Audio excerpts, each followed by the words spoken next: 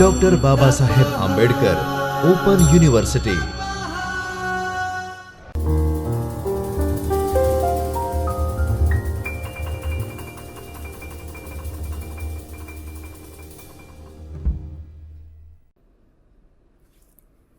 નમસ્કાર.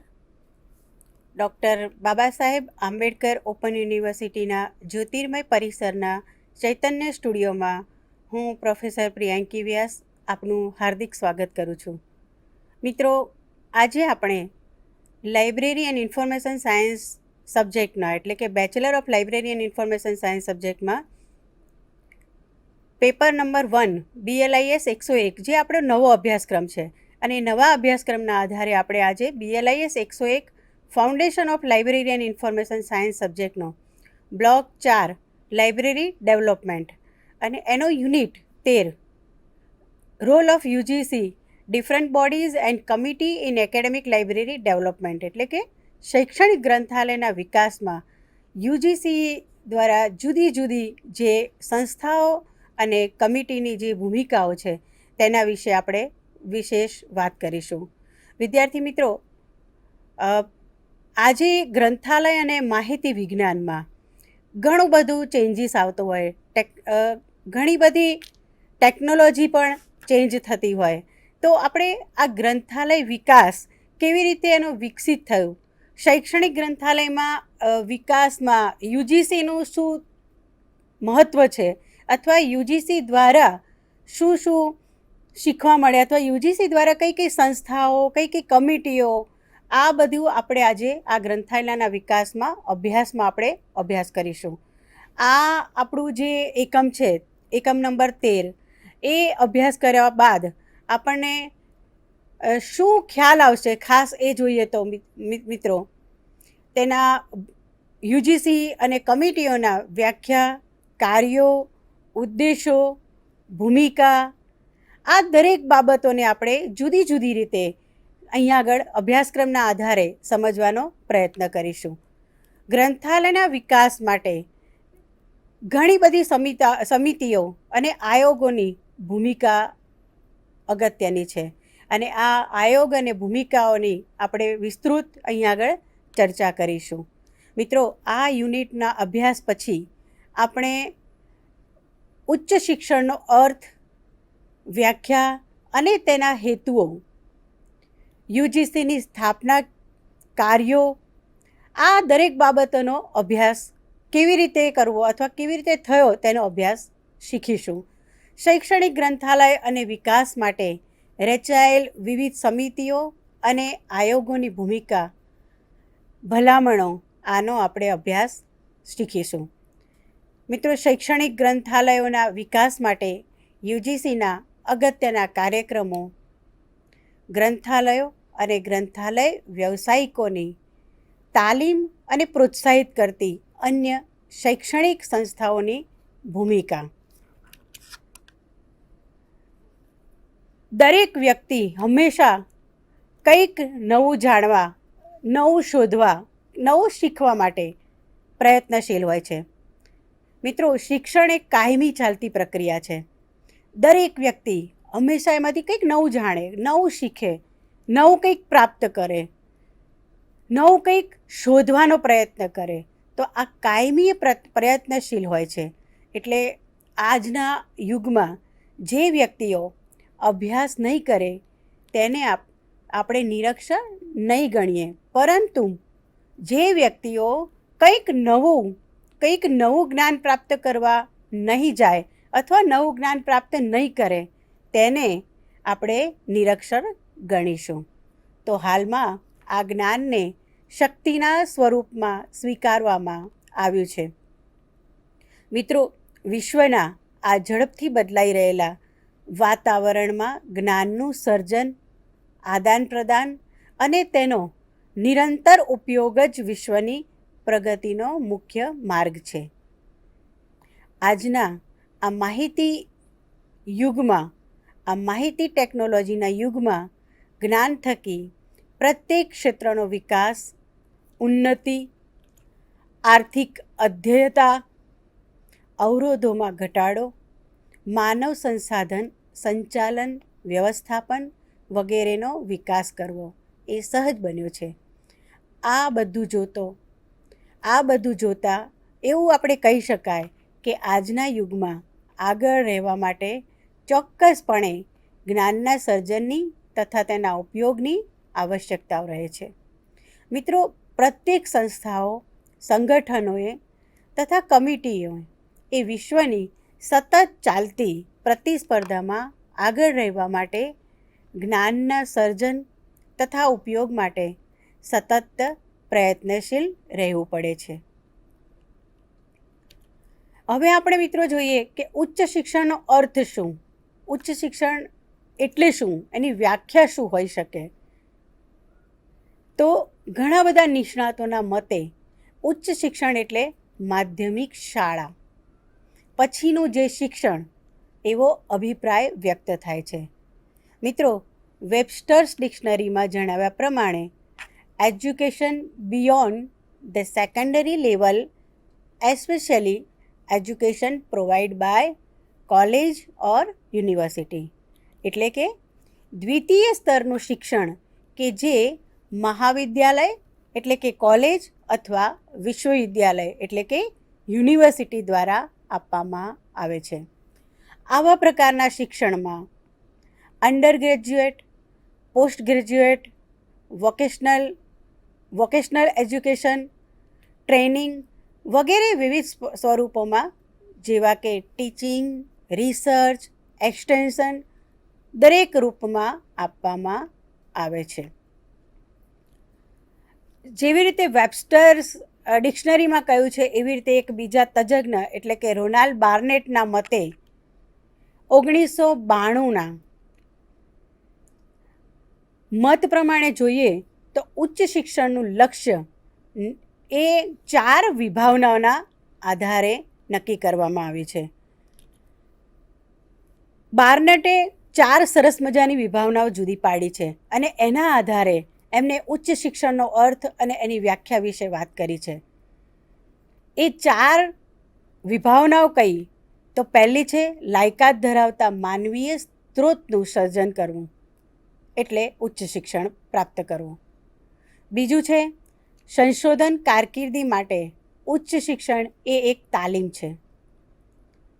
ત્રીજું છે ઉચ્ચ શિક્ષણ એ શૈક્ષણિક જોગવાઈઓનું અસરકારક સંચાલન છે. અને 4 ઉચ્ચ શિક્ષણ થકી જીવનમાં પરિવર્તન લાવવું એ ઉચ્ચ શિક્ષણનો મુખ્ય અર્થ છે. અને ઉચ્ચ શિક્ષણની વ્યાખ્યાઓ સમજાવતી બાબતોને આ 4 વિભાવના એકદમ સરળતાથી સમજાવી જાય છે. વિદ્યાર્થી મિત્રો, આપણે જ્યારે અભ્યાસ કરતા હોઈએ ત્યારે આપણને ઉચ્ચ શિક્ષણ શું છે એ સમજવું ખૂબ જરૂરી હોય છે. હવે એના હેતુની વાત કરીએ તો ઉચ્ચ શિક્ષણના હેતુઓ. મિત્રો, ઉચ્ચ શિક્ષણના હેતુ એ માનવી જાતિના ઉચ્ચ હેતુઓની સિદ્ધિ માટેનું હોવું જોઈએ. સમાજ વર્ષોથી પરિવર્તનશીલ રહ્યો છે, માટે સમયાંતરે તેનું સ્વરૂપ, માંગ, મૂલ્યો અને જરૂરિયાતો બદલાતી રહે છે. આ બદલાતી આવી પરિસ્થિતિમાં ઉચ્ચ શિક્ષણની ભૂમિકા અને હેતુઓ પરિવર્તન પામે છે. સાથે સાથે તેના કાર્યો પણ સમયાંતરે બદલાતા રહે છે. મિત્રો, આઝાદી બાદ ભારત સરકાર દ્વારા નીમવામાં આવેલા રાધાકિશન કમિશને 1948માં દર્શાવેલ ઉચ્ચ શિક્ષણના હેતુઓ શું હોઈ શકે એની બાબતની વાત કરી છે. 1948માં રાધા કમિશને જે આપણને હેતુઓ કયા છે એ હેતુઓ કેવા હતા તે બાબતની અહીં આપણે અભ્યાસ કરીશું. તો સૌ પહેલો હેતુ હતો કે નવા જ્ઞાનની શોધ કરવી, સત્યની શોધ માટે પ્રયત્નશીલ રહેવું અને જૂના જ્ઞાનનું અર્થઘટન નવા જ્ઞાન અને શોધના સંદર્ભમાં કરવું. બીજું છે યુવાનોની શક્તિઓ ઓળખી તેનો વિકાસ કરવો. મિત્રો, ત્રીજો હેતુ છે કે યુવાનોમાં નૈતિક અને બૌદ્ધિક મૂલ્યોનું જતન કરવું. ચોથો હેતુ જોઈએ તો યુવાન સ્ત્રી પુરુષોને કૃષિ, કળાઓ, વૈદકશાસ્ત્ર, વિજ્ઞાન, શિલ્પ, સ્થાપત્ય અને વ્યવસાયોમાં શિક્ષિત કરી સમાજ સેવા માટે તૈયાર કરવા. આગળનો 5મો હેતુ જોઈએ તો શિક્ષણ થકી સામાજિક અને સાંસ્કૃતિક એકતા લાવી વિવિધ સમુદાયો વચ્ચેનું અંતર ઘટાડવું. ત્યારબાદ 6ઠ્ઠો હેતુ આપણે જોઈએ તો મિત્રો વિદ્યાર્થીઓ તથા શિક્ષકગણમાં આવશ્યક વર્તણૂક અને મૂલ્યોનું સિંચન કરવું. તો આ ઉચ્ચ શિક્ષણના રાધા કમિશન દ્વારા આપવામાં આવેલા હેતુઓ હતા. હવે આપણે જોઈએ કે ઉચ્ચ શિક્ષણમાં યુજીસીની શું ભૂમિકા. તો ઉચ્ચ શિક્ષણમાં યુજીસીની ભૂમિકામાં સૌથી પહેલાં યુજીસીની સ્થાપના, પછી એના કાર્યો, એના વિશે આપણે અભ્યાસ કરીએ. તો યુજીસીની ઉચ્ચ શિક્ષણમાં યુજીસીની ભૂમિકા, એમાં યુજીસીની સ્થાપના એ ક્યારે થઈ, કયા વર્ષમાં થઈ, એનો અભ્યાસ કરીએ મિત્રો. તો ભારતીય બંધારણના અનુચ્છેદ 246 અન્વયે રાજ્ય સરકાર કેન્દ્ર સરકારની જવાબદારી અને યુનિવર્સિટીની સ્વાયત્તતા, ઉચ્ચ શિક્ષણના ધોરણો જાળવવા અને અનુદાન દ્વારા યુનિવર્સિટીઓની આર્થિક સદ્ધરતા સંદર્ભમાં કેન્દ્ર સરકારના શિક્ષણ વિભાગ દ્વારા પ્રથમ પ્રયત્ન કરીને સ્વાયત્ત સંસ્થા યુજીસીની સ્થાપના કરવાની ભલામણ કરવામાં આવી હતી. મિત્રો, ભારત સરકારે 28/12/1953ના રોજ વચગાળાના યુનિવર્સિટી ગ્રાન્ટ્સ કમિશન એટલે કે યુજીસી એક્ટ 19માં પસાર થયો. ત્યાં સુધીના સમયગાળાનું શાંતિ સ્વરૂપ ભટનાગરના અધ્યક્ષપણે કાર્યરત થયું. તારીખ 24/9/1954ના રોજ લોકસભામાં આ અંગે બિલ રજૂ કરવામાં આવ્યું અને જેની રાજ્યસભામાં પણ ચર્ચા થઈ. મિત્રો, તારીખ 3/3/1956ના રોજ ચર્ચામાં સૂચવેલ સુધારા મુજબનું બિલ એ બંને ગૃહોએ પસાર કર્યું હતું, જેનું નોટિફિકેશન 3/11/1956ના રોજ પ્રકાશિત થતાં યુજીસી એક સ્વાયત્ત સંસ્થા તરીકે કાર્યરત થઈ. 1956 યુજીસી એક્ટમાં 1970, 1972 તથા 1985માં સુધારા કરવામાં આવ્યા. યુજીસીના આ સ્થાપનાની વાત છે કે ક્યારે એની સ્થાપના કરવામાં આવી અને કેવા કેવા વર્ષમાં કઈ કઈ તારીખોમાં એ બિલ રજૂ થયું અને છેવટે એ સ્વાયત્ત સંસ્થા તરીકે પ્રકાશિત થઈ.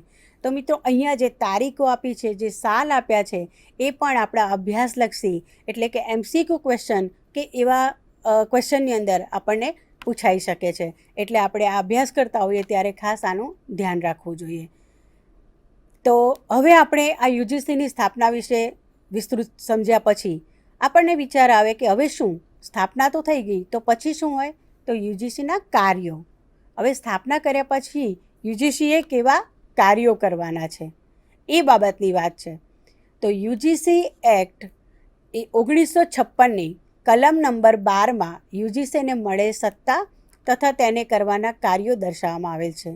જે મુજબ કમિશનની સામાન્ય ફરજ રહેશે કે યુનિવર્સિટીઓ અથવા સંલગ્ન અને અન્ય સંસ્થાઓની સલાહ પ્રમાણે શિક્ષણના વિકાસ અને સંકલન માટે યોગ્ય હોય તથા યુનિવર્સિટીઓમાં ચાલતા શિક્ષણ, પરીક્ષણ અને સંશોધન માટેના માપદંડો નક્કી કરવા. આ માપદંડો નક્કી કરવા અથવા તો આ માપદંડો જાળવવા માટે યોગ્ય પગલાં અને આ કાયદા અન્વયે કાર્યો કરવા માટે કમિશન ઘણા બધા કાર્યોની રચના કરી અને એ કમિશન દ્વારા યુજીસીના કાર્યો વિશેની બાબત મૂકવામાં આવી. સૌ પહેલું કાર્ય જોઈએ તો યુનિવર્સિટીઓની નાણાકીય જરૂરિયાત સંદર્ભમાં તપાસ કરી શકશે. બીજું છે કમિશન તેના ફંડમાંથી કેન્દ્ર સરકારના કાયદા અન્વયે સ્થાપેલ અથવા કાર્યરત હોય તેવી યુનિવર્સિટીઓના વિકાસ અને જાળવણી માટે અથવા સામાન્ય વિશેષ હેતુઓ પૂરા પાડવા માટે યુનિવર્સિટીઓને અનુદાનના સ્વરૂપમાં નાણાકીય ફાળવણી તથા વિતરણ કરી શકશે. ત્રીજું જોઈએ તો કમિશન તેના ફંડમાંથી અન્ય યુનિવર્સિટીઓ જેવી કે ડીમ્ડ યુનિવર્સિટીઓને તેમના વિકાસ અને જાળવણી માટે તથા સામાન્ય હેતુઓ તથા વિશિષ્ટ હેતુઓ માટે અનુદાનના સ્વરૂપમાં ફાળવણી કરશે. કમિશન આવી યુનિવર્સિટીઓના જે રાષ્ટ્રીય હેતુઓ માટે હોય તેને સિદ્ધ કરવા માટે જરૂરી નાણાકીય સહાયની માંગણી સ્વીકારશે અને ત્યારબાદ એ પૂરી કરી શકશે. ચોથો મુદ્દો છે યુજીસી યુનિવર્સિટી શિક્ષણ સુધારવા માટે જે તે જરૂરી હોય તેવા પગલાં લેવા માટે ભલામણ કરશે અને ભલામણના અમલીકરણ માટે જે કાર્ય કરવાના હોય અમલમાં મૂકવાના હોય તે અંગે સલાહ આપશે. પાંચમું મુખ્ય કાર્ય છે કે કેન્દ્ર સરકાર અને રાજ્ય સરકારોને તેમના ફંડમાંથી સામાન્ય અથવા વિશિષ્ટ હેતુઓ માટે તેમની લાગુ પડતી યુનિવર્સિટીઓને અનુદાન આપવા ભલામણ કરશે. છઠ્ઠું કાર્ય જોઈએ કે નવી યુનિવર્સિટીની સ્થાપના કરવા અથવા હયાત યુનિવર્સિટીના વિસ્તરણ સંબંધે સલાહ આપશે. સાતમો મુદ્દો જોઈએ યુનિવર્સિટીઓએ તેમની અથવા સંલગ્ન શિક્ષણ વિભાગોની નાણાકીય પરિસ્થિતિ તથા પરીક્ષા અને શિક્ષણ સંબંધિત માનાંકોની નિયમોની માહિતી યુજીસીને પૂરી પાડવી પડશે. આઠમો મુદ્દો જોઈએ મિત્રો તો યુજીસી ભારતમાં ઉચ્ચ શિક્ષણ સંબંધી નક્કી કરેલ કાર્યો અથવા ઉચ્ચ શિક્ષણને વધુ ઉચ્ચ બનાવવા સંબંધી યોગ્ય લાગતા હોય તેવા કાર્યો, પછી તે આકસ્મિક હોય, કારણભૂત હોય અથવા તો સહાય કરતા હોય તેવા કાર્યો હાથ ધરશે. નવમું છે યુજીસીએ અભ્યાસક્રમ વિકાસ સમિતિ એટલે કે કરિક્યુલમ ડેવલપમેન્ટ કમિટી સીડીસીની રચના કરશે. સીડીસીની રચના 1990માં ગ્રંથાલય અને માહિતી વિજ્ઞાનના કોર્સનો અભ્યાસક્રમમાં પુનઃગઠન માટે કરેલી છે. આ કમિટી આ કોર્સમાં તેના શિક્ષણ અને તાલીમમાં બદલાવ લાવવા માટે ફેરફારો સૂચવે છે.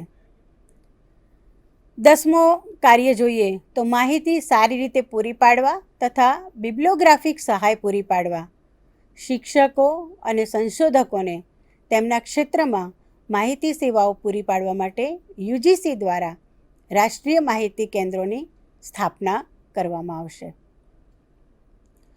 આવા કેન્દ્રોમાં કેવા કેન્દ્રો હોઈ શકે એની આપણે એક બાબત જોઈએ તો ઇન્ફ્લિબનેટની સ્થાપના યુજીસીએ ઇન્ફોર્મેશન એન્ડ લાઇબ્રેરી નેટવર્ક એટલે કે ઇન્ફ્લિબનેટ એ ગાંધીનગર ખાતે એનું મુખ્ય મથક સાથે સ્થાપના કરી. મિત્રો અહીંયા આગળ ઘણી બધી વખત વિદ્યાર્થી મિત્રો એવું પૂછતા હોય છે કે ઇન્ફ્લિબનેટ સેન્ટરની સ્થાપના ક્યાં થયેલી છે, તો ઘણા બધાને એવું હતું કે અમદાવાદમાં. હા મિત્રો, શરૂઆત એની અમદાવાદમાં થઈ છે, પણ અત્યારે હાલ એનું પોતાનું મુખ્ય મથક અને પોતાનું બિલ્ડિંગ ને બધું એ ગાંધીનગર ખાતે છે. એટલે આપણે ઇન્ફ્લિબનેટ સંસ્થાનું મુખ્ય મથક એ ગાંધીનગરમાં છે. આ સંસ્થાનો મુખ્ય ઉદ્દેશ ઉચ્ચ શિક્ષણ ક્ષેત્રે કાર્યરત સંસ્થાઓ, કોલેજો અને યુનિવર્સિટી, આંતરરાષ્ટ્રીય સંગઠનો જેવા કે CSIR, ICMR, ICSSR, ICR, DOE વગેરેની લાઇબ્રેરી અને માહિતી કેન્દ્રનું રાષ્ટ્રીય નેટવર્ક બનાવવું એ છે. ઓલ ઇન્ડિયાની બધી જ લાઇબ્રેરી એ એક જ સંસ્થા દ્વારા અથવા તો એક સંસ્થાની અંદર જુદા જુદા કાર્યો કરવા માટે એ વિવિધ લાઇબ્રેરી હોય, વિવિધ કોલેજની લાઇબ્રેરી હોય, વિવિધ યુનિવર્સિટીની લાઇબ્રેરી હોય, એ બધાનું સંચાલન કરવા માટે એક સંસ્થાની સ્થાપના કરવામાં આવી છે. મિત્રો, આ સંસ્થા વિદ્યાર્થીઓના શિક્ષણ, વિદ્વાનો અને સંશોધકોને વિવિધ પ્રકારની માહિતી સેવાઓ, પ્રલેખન સેવાઓ આપે છે, જેવી કે કેટલોગ આધારિત સેવા, ડેટાબેઝ સેવાઓ, ડોક્યુમેન્ટ ડિલિવરી સેવાઓ, સંગ્રહનો વિકાસ, કમ્યુનિકેશન આધારિત સેવાઓ. આ અલગ અલગ પ્રકારની સેવાઓ જે આપણને ઇન્ફ્લિબનેટ સંસ્થા દ્વારા પૂરી પાડવામાં આવે છે. હવે વિશ્વવિદ્યાલય ગ્રંથાલયોનું આધુનિકરણ, ટેકનોલોજીના આ યુગમાં ગ્રંથાલયોને તેમની સેવાઓ કમ્પ્યુટરાઇઝ કરવાની ફરજ પડી. આપણે બધા મિત્રો જાણીએ છીએ કે અત્યારે આ કમ્પ્યુટરનો જમાનો, ટેકનોલોજીના જમાનાની અંદર આપણે જોઈતી માહિતી આપણને તરત જ મળી જાય, એના માટે આપણે ટેકનોલોજીનો ઉપયોગ કરવાથી આપણને વ્યવસ્થિત, સચવાયેલી માહિતી અને ત્વરિત માહિતી ઉપલબ્ધ થઈ શકે છે. એટલા માટે એમને જે ઉપભોક્તાને ઝડપથી આપણે સેવા આપી શકીએ. યુજીસીએ કેન્દ્રીય યુનિવર્સિટીના ગ્રંથાલયો કે જે સ્વતંત્રતા પહેલાં સ્થાપવામાં આવ્યા હોય તેમને 1994-95 અને 1995-96ના નાણાકીય વર્ષમાં 50 લાખ રૂપિયા ગ્રંથાલય સેવાઓને અદ્યતન કરવા માટે આપેલ છે. આ સહાય નીચે જણાવેલ ખર્ચાઓના ઉપયોગ માટે આપવામાં આવેલા છે. તો કેવા ખર્ચાઓના ઉપયોગ માટે આ પૈસા અથવા તો આ ફંડ આપવામાં આવ્યું છે તેની આપણે વિગતે ચર્ચા કરીએ તો સૌ પ્રથમ કમ્પ્યુટર સિસ્ટમ, મોનિટર, પ્રિન્ટર્સ અથવા તો આ બધું મૂકવા માટેની જે લેબ છે એ લેબ ખરીદવા માટે, લેબ બનાવવા માટે ખરીદવા માટેના કમ્પ્યુટર, ફર્નિચર, ઇલેક્ટ્રિક ફિટિંગ્સ અને એસી ખરીદવા માટે આ ફંડની યોજના કરવામાં આવેલી છે. ત્રીજું છે મોડેલ, ટેલિફોન લાઇન અને નજીકના કમ્યુનિકેશન સાથે જોડાણ માટે. એટલે કે લેબ બનાવીએ ત્યારે આપણે એક પીસીને બીજા પીસી સાથે જોડાણ કરવાનું હોય છે. તો એ બધી આખી લેબ પ્રોસેસ બનાવવા માટે, લેબને તૈયાર કરવા માટે જે ફંડની જરૂર પડે છે તે ઉપલબ્ધ કરાવે છે. માહિતી વિજ્ઞાનકોની નિમણૂક કરવા માટે પણ આ ફંડનો ઉપયોગ કરવામાં આવે છે. પછી ડેટા એન્ટ્રી વર્ક માટે, પુસ્તકો, જર્નલ્સ, ઓડિયો વિઝ્યુઅલ વસ્તુઓની ખરીદી માટે પણ આ ફંડનો ઉપયોગ કરવામાં આવે છે. ડેટા એન્ટ્રી કન્વર્ઝન, એટલે કે ડેટા એન્ટ્રીનું કન્વર્ઝન કરવાનું હોય ત્યારે પણ આ ફંડનો ઉપયોગ કરવામાં આવે છે. મિત્રો, લાઇબ્રેરી સ્ટાફ હોય એને તાલીમ આપવી પડે, નવી ટેકનોલોજી આવે તો નવી ટેકનોલોજીથી અવગત કરાવવા પડે. તો એ નવી ટેકનોલોજીથી અવગત કરવા માટે સ્ટાફને તાલીમ આપવા માટેનો જે ખર્ચ થાય તે ફંડ પણ આમાંથી ઉપયોગમાં આવે છે. વિવિધ પરચુરણ ખર્ચ માટે પણ આપણે આનો ઉપયોગ કરતા હોઈએ છીએ. હવે યુજીસી દ્વારા રાષ્ટ્રીય સમીક્ષા સમિતિની રચના કરે છે, જે સમિતિનો હેતુ યુનિવર્સિટીઓને આપવામાં આવેલ ગ્રાન્ટનો ઉપયોગ તપાસવા, લાઇબ્રેરીઓના રિપોર્ટ તૈયાર કરવા, અન્ય યુનિવર્સિટીઓ અને કોલેજીસના સરળ સંચાલન માટે માર્ગદર્શક નિયમો બનાવવા, એના માટે કરવામાં આવે છે. હવે શૈક્ષણિક ગ્રંથાલયના વિકાસ માટે રચાયેલી જે વિવિધ સમિતિઓ છે, વિવિધ આયોગો છે, વિવિધ સંસ્થાઓ છે, એ સંસ્થાઓની ભૂમિકા અને ભલામણો વિશે આપણે ફરીથી મળીશું નવા અભ્યાસક્રમમાં. આજે આપણે આ યુજીસી દ્વારા જે શૈક્ષણિક ગ્રંથાલયો છે તેની વ્યાખ્યા, યુજીસી એટલે શું, શૈક્ષણિક ગ્રંથાલય એટલે શું, અથવા તો ઉચ્ચ શિક્ષણ એટલે શું, એ દરેક બાબતને આપણે ધીમે ધીમે એક સ્ટેપ બાય સ્ટેપ સમજવાનો પ્રયત્ન કર્યો છે. હવે આપણે મળીશું નવા વિષય સાથે, ફરીથી મળીશું. ખૂબ ખૂબ ધન્યવાદ. આભાર. સ્વાધ્યાયઃ પરમ